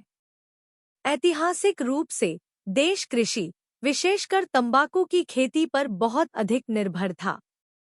हालांकि हाल के वर्षों में खनन, पर्यटन और विनिर्माण जैसे अन्य क्षेत्रों को बढ़ावा देने के लिए ठोस प्रयास किए गए हैं। विविधीकरण का उद्देश्य रोजगार के अवसर पैदा करना, आर्थिक विकास को प्रोत्साहित करना और बाहरी झटकों के प्रति संवेदनशीलता को कम करना है। कृषि सुधार। जिम्बाब्वे की अर्थव्यवस्था के लिए कृषि एक महत्वपूर्ण क्षेत्र बना हुआ है, जो आबादी के एक महत्वपूर्ण हिस्से को रोजगार देता है। सरकार ने उत्पादकता, भूमि स्वामित्व प्रणाली और छोटे किसानों के लिए बाजारों तक पहुंच में सुधार लाने के उद्देश्य से विभिन्न कृषि सुधार कार्यक्रम लागू किए हैं। कृषि उत्पादन और खाद्य सुरक्षा को बढ़ावा देने के लिए कमांड कृषि कार्यक्रम जैसी पहल शुरू की गई है, जो किसानों को इनपुट और सहायता प्रदान करता है। सामाजिक सुरक्षा कार्यक्रम। जिम्बाब्वे ने बच्चों, बुजुर्गों और विकलांग लोगों जैसे कमजोर समूहों को लक्षित करने वाले सामाजिक सुरक्षा कार्यक्रम शुरू किए हैं। इन कार्यक्रमों में नकद हस्तांतरण, खाद्य सहायता और सामाजिक पेंशन शामिल हैं, जिनका उद्देश्य गरीबी को कम करना, आवश्यक सेवाओं तक पहुंच में सुधार और आजीविका में वृद्धि करना है। सशक्तिकरण और कौशल विकास। मानव पूंजी विकास के महत्व को पहचानते हुए जिम्बाब्वे ने शिक्षा और कौशल प्रशिक्षण पहल को प्राथमिकता दी है। गुणवत्तापूर्ण शिक्षा, व्यावसायिक प्रशिक्षण और उद्यमिता विकास तक पहुंच में सुधार के प्रयासों का उद्देश्य व्यक्तियों को अर्थव्यवस्था में सार्थक रूप से भाग लेने और गरीबी के चक्र को तोड़ने के लिए आवश्यक कौशल और ज्ञान से लैस करना है। बुनियादी ढांचा विकास, आर्थिक विकास और गरीबी कम करने के लिए सड़क, ऊर्जा और जल आपूर्ति सहित बुनियादी ढांचे में निवेश महत्वपूर्ण है। जिम्बाब्वे ने कनेक्टिविटी बढ़ाने, व्यापार को सुविधाजनक बनाने और ग्रामीण और शहरी क्षेत्रों में बुनियादी सेवाओं तक पहुंच में सुधार लाने के उद्देश्य से बुनियादी ढांचा विकास परियोजनाएं शुरू की हैं। लघु और मध्यम उद्यमों एसएमई को बढ़ावा देना। एसएमई रोजगार सृजन और आर्थिक विकास में महत्वपूर्ण भूमिका निभाते हैं। जिम्बाब्वे ने वित्त, व्यवसाय विकास सेवाओं और बाजार संबंधों तक पहुंच के माध्यम से एसएमई की वृद्धि और स्थिरता को बढ़ावा देने के लिए नीतियां लागू की हैं। एसएमई को समर्थन देने से अर्थव्यवस्था में विविधता लाने, नवाचार को प्रोत्साहित करने और उद्यमिता और स्वरोजगार के अवसर पैदा करके गरीबी को कम करने में मदद मिलती है। शासन और संस्थागत सुधार, सतत विकास और गरीबी उन्मूलन के लिए सुशासन और प्रभावी संस्थान आवश्यक है। जिम्बाब्वे ने पारदर्शिता, जवाबदेही और कानून के शासन को बढ़ाने के उद्देश्य से शासन और संस्थागत सुधार किए हैं। शासन संस्थानों को मजबूत करने से सार्वजनिक सेवा वितरण में सुधार, भ्रष्टाचार से निपटने और आर्थिक विकास और गरीबी में कमी के लिए एक सक्षम वातावरण बनाने में मदद मिलती है। जिम्बाब्वे की रणनीतियों का मूल्यांकन। हालांकि जिम्बाब्वे ने गरीबी से निपटने के प्रयास किए हैं, लेकिन इन रणनीतियों की प्रभावशीलता मिश्रित रही है। राजनीतिक अस्थिरता, आर्थिक मंदी और प्राकृतिक आपदाओं जैसी चुनौतियों ने प्रगति में बाधा उत्पन्न की है। इसके अतिरिक्त असमान भूमि वितरण, वित्त तक सीमित पहुंच और कमजोर संस्थागत क्षमता जैसे संरचनात्मक मुद्दों ने गरीबी उन्मूलन प्रयासों को कमजोर कर दिया है। आर्थिक चुनौतियां। जिम्बाब्वे को अत्यधिक मुद्रास्फीति, मुद्रा अस्थिरता और ऋण संकट सहित महत्वपूर्ण आर्थिक चुनौतियों का सामना करना पड़ा है। इन चुनौतियों ने जनसंख्या की क्रय शक्ति को नष्ट कर दिया है, जीवनयापन की लागत में वृद्धि की है और गरीबी के स्तर को बढ़ा दिया है। व्यापक आर्थिक स्थिरता को बहाल करने और समावेशी विकास को बढ़ावा देने के लिए व्यापक आर्थिक असंतुलन को दूर करना और ठोस आर्थिक नीतियों को लागू करना महत्वपूर्ण है। सामाजिक सुरक्षा। जबकि सामाजिक सुरक्षा कार्यक्रमों ने कमजोर समूहों के बीच गरीबी को कम करने में मदद की है, कवरेज सीमित है और लक्ष्यीकरण तंत्र हमेशा प्रभावी नहीं होते हैं। यह सुनिश्चित करने के लिए कि सभी जरूरतमंदों तक पहुंच सुनिश्चित करने के लिए कवरेज का विस्तार करने, लक्ष्यीकरण सटीकता में सुधार करने और लाभों की पर्याप्तता बढ़ाने की आवश्यकता है। कृषि उत्पादकता।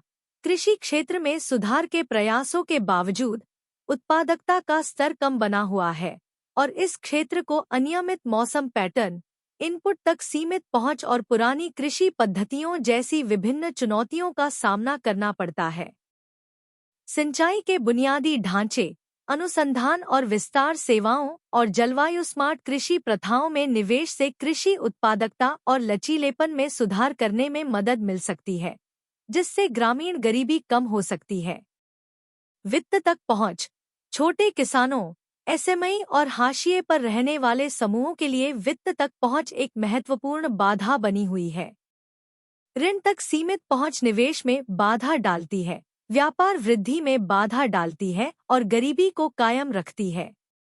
जिम्बाब्वे को अपने वित्तीय क्षेत्र को मजबूत करने, वित्तीय समावेशन को बढ़ावा देने और छोटे पैमाने के उत्पादकों और उद्यमियों की आवश्यकताओं के अनुरूप नवीन वित्तपोषण तंत्र विकसित करने की आवश्यकता है। असमानता और सामाजिक बहिष्कार। जिम्बाब्वे में आय, धन और अवसरों तक पहुंच में असमानता के साथ असमानता एक व्यापक मुद्दा बनी हुई है। समावेशन में संरचनात्मक बाधाओं जैसे असमान भूमि वितरण, भेदभावपूर्ण प्रथाओं और सामाजिक मानदंडों को संबोधित करना, समान विकास को बढ़ावा देने और गरीबी को कम करने के लिए आवश्यक है। भ्रष्टाचार और शासन। भ्रष्टाचार संसाधनों को उनके इच्छित लाभार्थियों से दूर ले जाकर संस्थानों में सार्वजनिक विश्वास को कम करके और असमानता को कायम रखकर गरीबी उन्मूलन प्रयासों की प्रभावशीलता को कम कर देता है। भ्रष्टाचार विरोधी उपायों को मजबूत करना, पारदर्शिता और जवाबदेही बढ़ाना और निर्णय लेने की प्रक्रियाओं में नागरिक भागीदारी को बढ़ावा देना सुशासन को बढ़ावा देने और गरीबी से निपटने के लिए महत्वपूर्ण है। संघर्ष और कमजोरी। जिम्बाब्वे ने राजनीतिक अस्थिरता और सामाजिक अशांति के दौर का अनुभव किया है, जिसका गरीबी के स्तर और मानव विकास संकेतकों पर प्रतिकूल प्रभाव पड़ा है। शांति का निर्माण, सामाजिक एकता को बढ़ावा देना और संघर्ष के मूल कारणों को संबोधित करना सतत विकास और गरीबी में कमी के लिए एक सक्षम वातावरण बनाने के लिए आवश्यक है। सुधार के लिए सिफारिशें। नीतिगत सुसंगतता। यह सुनिश्चित करने के लिए कि गरीबी उन्मूलन के प्रयास एकीकृत, पूरक और पारस्परिक रूप से सुदृढ़ हों, सभी क्षेत्रों में अधिक नीतिगत सुसंगतता और समन्वय की आवश्यकता है।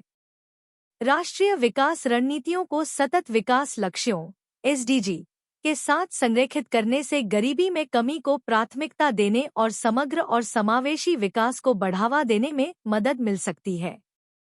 मानव पूंजी में निवेश।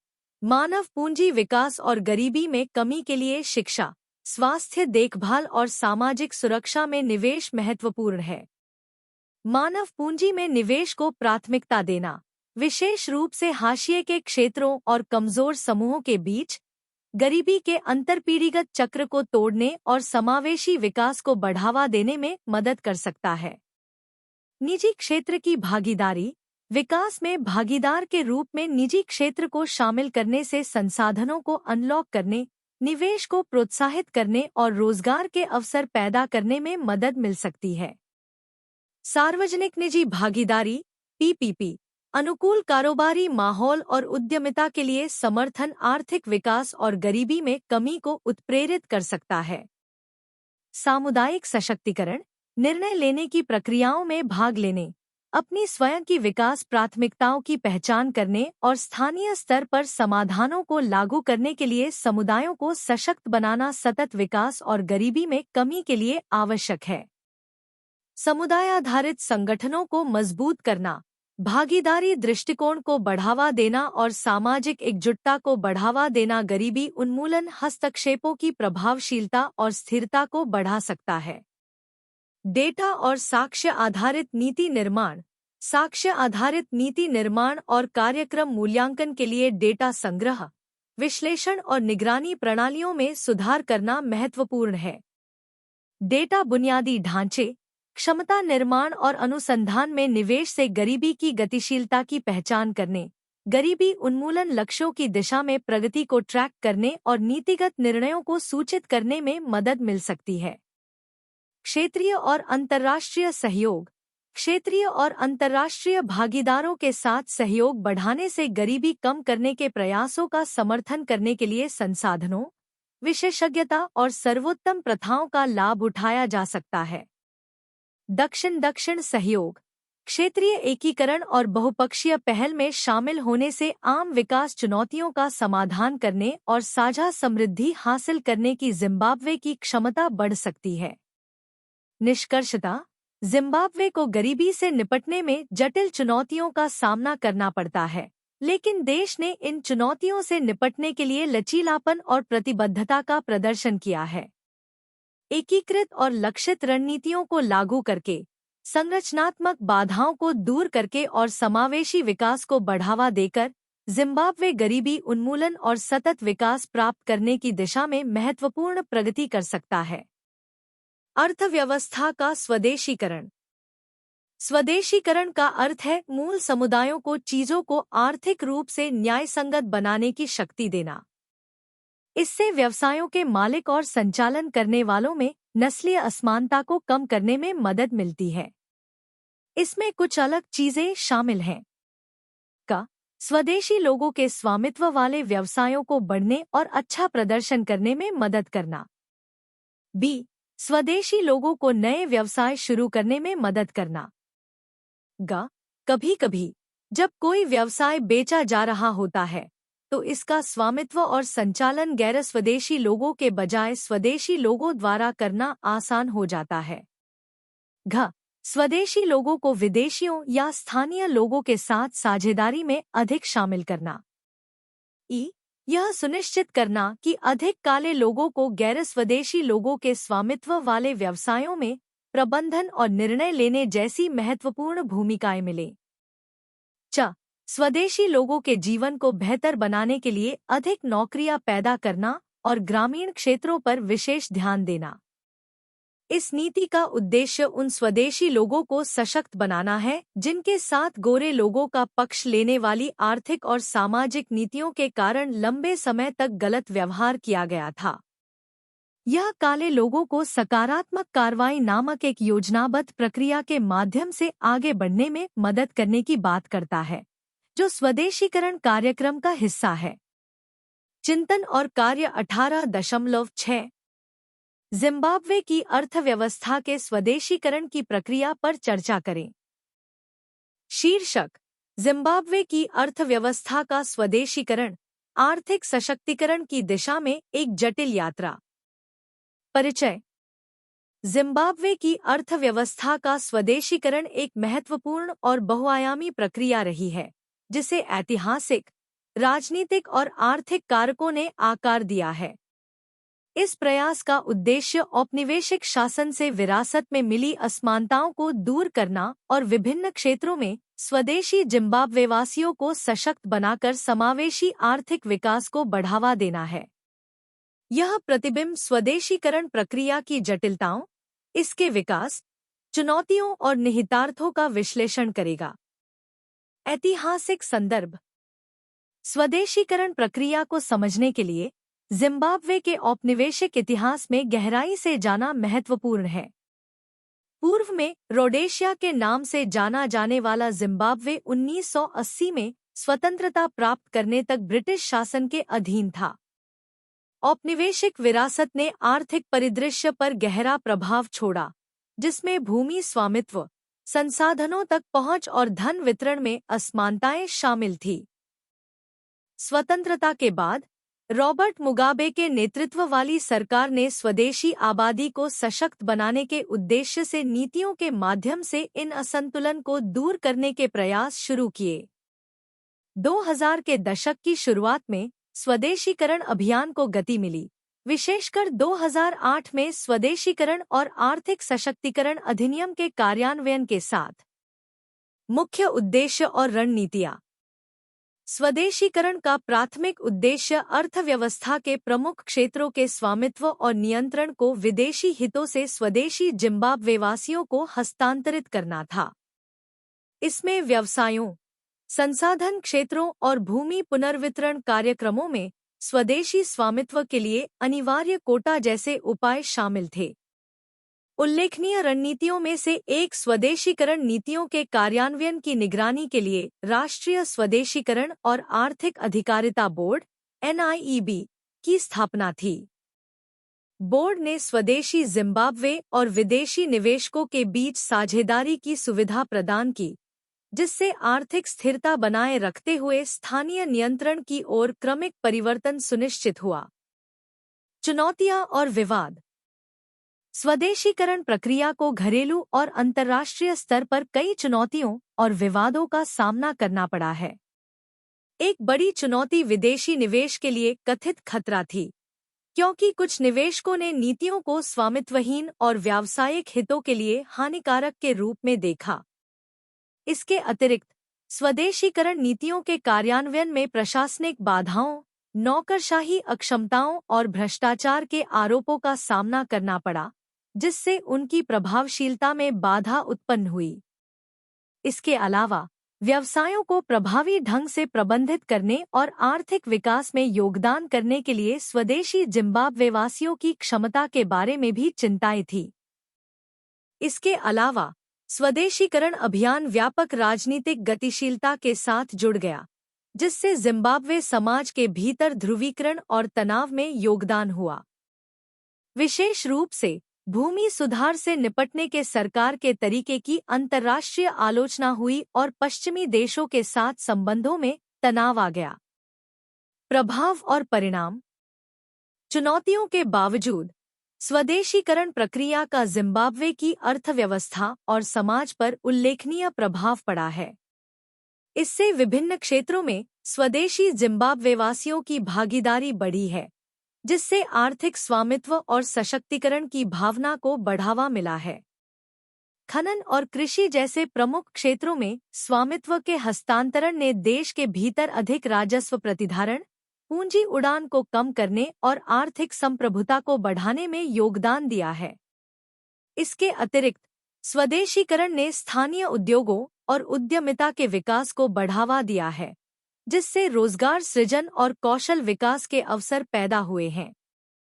हालांकि स्वदेशीकरण के परिणाम मिश्रित रहे हैं। लगातार चुनौतियों और सीमाओं के कारण सफलताएं कम हो गई हैं। लाभ के असमान वितरण के साथ साथ अभिजात्य वर्ग पर कब्जे और भाई भतीजावाद के आरोपों ने हाशिए पर रहने वाले समुदायों के बीच शिकायतों और असंतोष को बढ़ावा दिया है। इसके अलावा स्वदेशीकरण अभियान व्यापक आर्थिक चुनौतियों के साथ मेल खाता है, जिसमें अति मुद्रास्फीति, मुद्रा अस्थिरता और घटते विदेशी भंडार शामिल हैं, जिसने कार्यान्वयन की कठिनाइयों को बढ़ा दिया और इसकी पूर्ण क्षमता की प्राप्ति में बाधा उत्पन्न की। भविष्य के निर्देश और सिफारिशें। जैसे जैसे जिम्बाब्वे अपनी राह आगे बढ़ा रहा है, उभरती आर्थिक वास्तविकताओं और वैश्विक गतिशीलता के आलोक में स्वदेशीकरण ढांचे का पुनर्मूल्यांकन करना आवश्यक है। स्वदेशीकरण नीतियों के कार्यान्वयन में अधिक पारदर्शिता, जवाबदेही और समावेशिता की आवश्यकता है, यह सुनिश्चित करते हुए कि वे व्यापक आबादी को लाभान्वित करें और सतत विकास को बढ़ावा दें। इसके अलावा जिम्बाब्वे को स्वदेशीकरण उद्देश्यों और विदेशी निवेश को आकर्षित करने और आर्थिक विकास को बढ़ावा देने की अनिवार्यता के बीच संतुलन बनाना चाहिए। प्रतिस्पर्धी वैश्विक बाजार में फलने फूलने के लिए एक अनुकूल कारोबारी माहौल, नियामक सुधार और स्वदेशी उद्यमियों के लिए लक्षित समर्थन की आवश्यकता है। निष्कर्ष। जिम्बाब्वे की अर्थव्यवस्था का स्वदेशीकरण एक जटिल और विवादास्पद यात्रा रही है, जो उपलब्धियों, असफलताओं और चल रही बहसों से चिह्नित है। हालांकि इस प्रक्रिया ने आर्थिक सशक्तिकरण और धन के पुनर्वितरण की दिशा में प्रगति की है, लेकिन महत्वपूर्ण चुनौतियां अभी भी बनी हुई हैं, जिसके लिए एक सूक्ष्म और अनुकूली दृष्टिकोण की आवश्यकता है। अंततः स्वदेशीकरण प्रयास को व्यापक विकास लक्ष्यों के अनुरूप होना चाहिए, सभी जिम्बाब्वेवासियों के लिए समावेशी विकास, सामाजिक एकजुटता और स्थायी समृद्धि को बढ़ावा देना चाहिए। स्वतंत्रता के बाद का विकास परिदृश्य, एक सिंहावलोकन। स्वतंत्रता प्राप्त करने के बाद जिम्बाब्वे सरकार ने औपनिवेशिक शासन से असंतुलन को ठीक करने के लिए सामाजिक नीति को प्राथमिकता दी।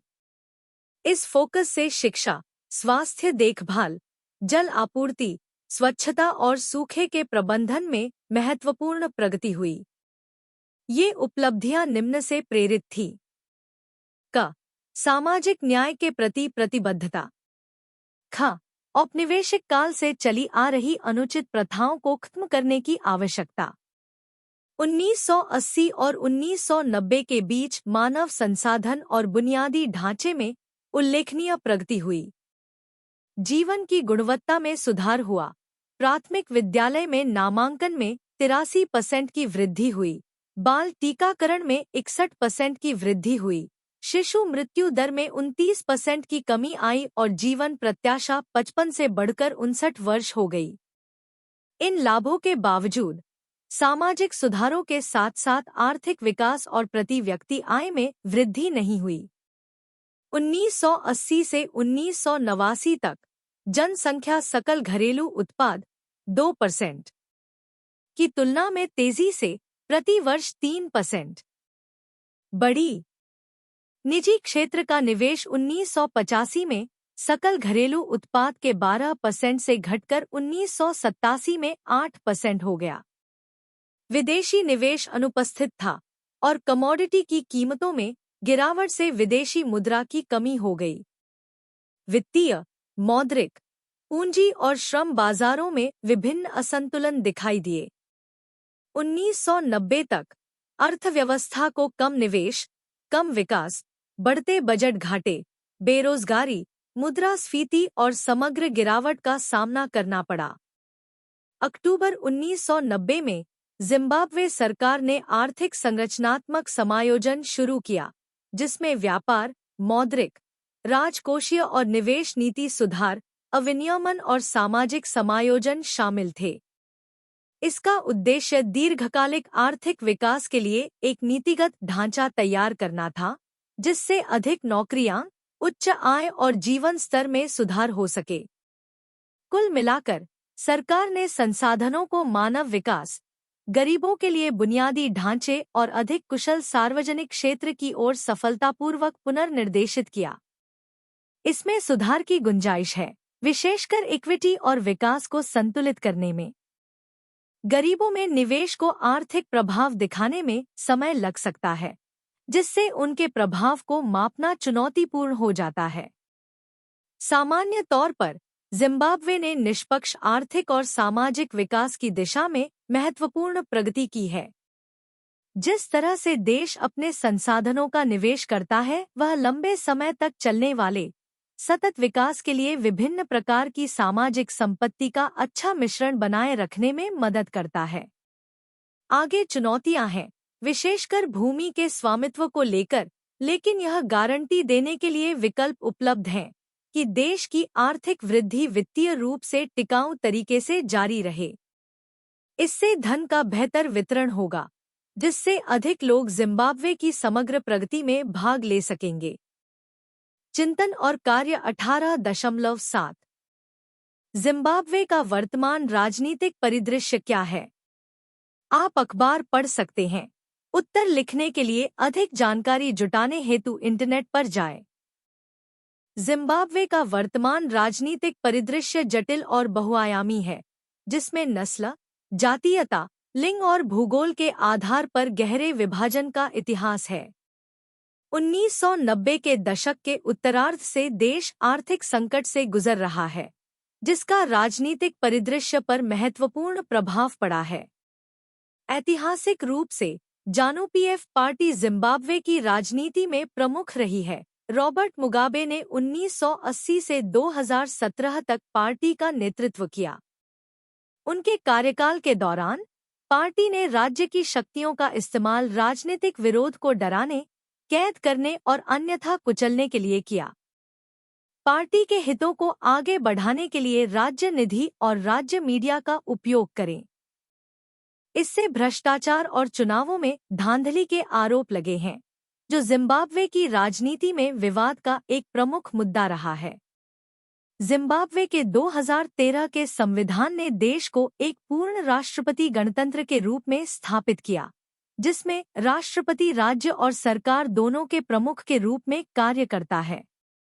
कार्यकारी शक्ति का प्रयोग सरकार द्वारा किया जाता है, जबकि विधायी शक्ति सरकार और संसद दोनों में निहित होती है।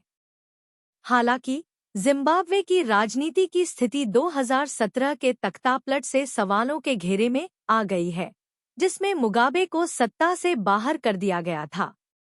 1980 में स्वतंत्रता के बाद से संविधान में कई संशोधन हुए हैं, जिनमें 1987 में संसद में गोरों के लिए आरक्षित सीटों को समाप्त करना, 1987 में प्रधानमंत्री के कार्यालय को समाप्त करना और 2009 में इसकी बहाली और 1990 में सीनेट को समाप्त करना शामिल है।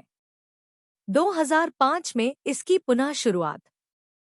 इन परिवर्तनों का जिम्बाब्वे की राजनीति में शक्ति संतुलन पर महत्वपूर्ण प्रभाव पड़ा है। निर्वाचित सरकार का सेना और पुलिस सहित सार्वजनिक सेवा में वरिष्ठ नियुक्तियों पर नियंत्रण होता है और यह सुनिश्चित करती है कि निचले स्तर पर नियुक्तियां स्वतंत्र लोक सेवा आयोग द्वारा न्यायसंगत आधार पर की जाती हैं। हालांकि ऐसा हमेशा नहीं हुआ है। सरकार पर भ्रष्टाचार और भाई भतीजावाद के आरोप लगते रहे हैं। जिम्बाब्वे में राजनीतिक परिदृश्य को शोना और नेडबेले लोगों के बीच जातीय प्रतिद्वंद्विता ने आकार दिया है, जिसने देश की राजनीति में महत्वपूर्ण भूमिका निभाई है। इस प्रतिद्वंद्विता की जड़ें देश की सीमाओं में हैं, जिन्हें ब्रिटिश औपनिवेशिक शासकों द्वारा परिभाषित किया गया था। गुकुराहुंडी 1980 के दशक में नरसंहारों और नेडबेले लोगों को जबरन हटाने की एक श्रृंखला देश के अशांत अतीत की एक दर्दनाक याद दिलाती है। हाल के वर्षों में जिम्बाब्वे में राजनीतिक सक्रियता में वृद्धि देखी गई है। नागरिक समाज संगठन और विपक्षी दल सरकार में अधिक जवाबदेही और पारदर्शिता की मांग कर रहे हैं।